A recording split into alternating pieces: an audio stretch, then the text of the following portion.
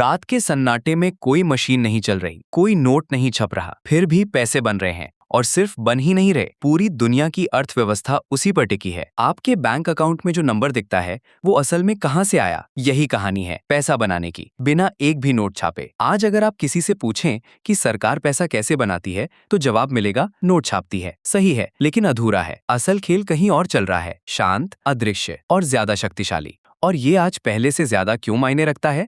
क्योंकि अब ज्यादातर पैसा कागज नहीं है, डिजिटल है। और डिजिटल पैसा छापना नहीं पड़ता, बस बनाया जाता है। मान लीजिए सरकार को अचानक बहुत पैसे चाहिए, सड़क बनानी है, युद्ध लड़ना है या अर्थव्यवस्था को बचाना है, लेकिन टैक्स से उतना पैसा नहीं आ रहा, तो क्या करेगी? यहीं से शुरू होता है असली सिस्टम। सरकार सीधे पैसा नहीं बनाती, वो करती है उधार। सरकार बॉन्ड जारी करती है, मतलब वो दुनिया से कहती है मुझे अभी पैसे दे दो, मैं बाद में ब्याज के साथ लौटाऊंगी। अब सवाल है, ये बॉन्ड खरीदता कौन है? बैंक, निवेशक और सबसे अहम केंद्रीय बैंक। केंद्रीय बैंक यानी वो संस्था जो देश की मुद्रा को कंट्रोल करती है। अब यहाँ खेल दिलचस्प हो जाता है। केंद्रीय बैंक सरकार के बॉन्ड खरीदता है, लेकिन वो पैसे लाता कहाँ से है?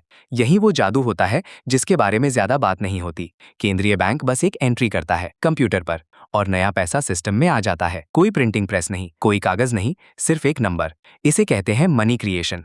लेकिन ये सुनने में जितना आसान है, असल में उतना ही अजीब है, क्योंकि इसका मतलब ये है कि पैसा किसी मेहनत से नहीं बना। ना सोना निकाला गया, ना उत्पादन हुआ, बस एक वादा लिखा गया और उसके बदले पैसा बन गया। अब ये पैसा कहाँ जाता है? सरकार खर्च करती है, कॉन्ट्रैक्टर को देती है, कर्मचारियों को सैलरी देती है और धीरे धीरे ये पैसा पूरे सिस्टम में फैल जाता है। आपके पास भी पहुंच सकता है। लेकिन यहाँ एक ट्विस्ट है, हर नया पैसा किसी पुराने पैसे की वैल्यू कम करता है। मतलब आपकी जेब में जो पहले से पैसा है वो थोड़ा कम ताकतवर हो जाता है, धीरे धीरे, चुपचाप।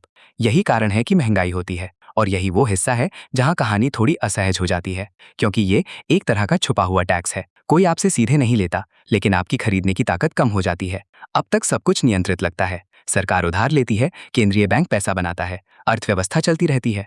लेकिन सवाल है, क्या ये हमेशा काम करता है? इतिहास कहता है नहीं। अगर बहुत ज्यादा पैसा बहुत जल्दी बनाया जाए तो सिस्टम बिगड़ सकता है। उदाहरण बहुत हैं, लेकिन पैटर्न हमेशा एक जैसा होता है। शुरुआत में सब ठीक लगता है, अर्थव्यवस्था बढ़ती है, लोग खुश होते हैं, फिर धीरे धीरे कीमतें बढ़ने लगती हैं, फिर तेजी से बढ़ती हैं और एक दिन पैसा अपनी वैल्यू खो देता है। लेकिन आज का सिस्टम थोड़ा अलग है, क्योंकि अब ये सब बहुत ही नियंत्रित तरीके से किया जाता है। केंद्रीय बैंक सिर्फ पैसा नहीं बनाता, वो उसे वापस भी खींच सकता है, इंटरेस्ट रेट बढ़ाता है, लोन महंगे करके। यानी एक हाथ से देता है और दूसरे हाथ से लेता है। फिर भी एक गहरी सच्चाई बची रहती है, पूरा सिस्टम विश्वास पर टिका है। अगर लोग मानते हैं कि पैसा वैल्यू रखता है तो वो रखता है। अगर वो विश्वास टूट जाए तो सबसे मजबूत करेंसी भी कमजोर हो सकती है। अब जरा सोचिए, आप जो पैसा कमाते हैं वो सिर्फ मेहनत का नतीजा नहीं है, वो एक बड़े सिस्टम का हिस्सा है, जहां पैसा बन भी सकता है और गायब भी, बिना शोर के। और शायद सबसे अजीब बात यह है, आज की दुनिया में पैसा कोई चीज नहीं है, ना कागज ना धातु। ये एक एंट्री है, एक वादा है, एक भरोसा है। तो अगली बार जब आप अपने बैंक बैलेंस को देखें तो एक सवाल जरूर पूछिए, ये पैसा वाकई मौजूद है या ये सिर्फ किसी और के वादे की परछाई है? और अगर ये सच है तो फिर असली संपत्ति क्या है? यही सवाल पूरी कहानी को उलझा देता है। ऐसे और भी फाइनेंस रिलेटेड नॉलेज जानने के लिए वेल्थ ही अजीत चैनल को सब्सक्राइब करें, वीडियो को लाइक करें, कमेंट में बताएं कि आपको इसमें कौन सा पॉइंट अच्छा लगा और कौन सा खराब। मिलते हैं अगले वीडियो में।